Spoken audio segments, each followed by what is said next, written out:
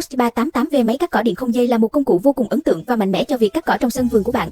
Điểm mạnh lớn nhất của sản phẩm này chính là tích hợp pin lithium sạc lại, giúp bạn không còn lo lắng về việc thay pin hoặc dây điện. Sức mạnh của máy cắt cỏ này đủ để xử lý cỏ dày và cỏ cao một cách dễ dàng.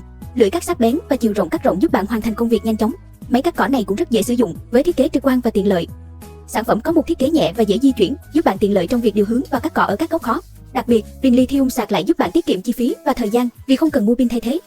Ngoài ra, Bosch luôn nổi tiếng với chất lượng và độ bền, giúp sản phẩm này trở thành một lựa chọn đáng tin cậy cho việc chăm sóc sân vườn của bạn. Bosch 388V máy cắt cỏ điện không dây là một trợ thủ mạnh mẽ cho việc duy trì sân vườn của bạn một cách dễ dàng và hiệu quả. Sản phẩm sử dụng pin Lapusen 388V chất lượng cao bảo hành 5 năm. Cả nhà nên mua.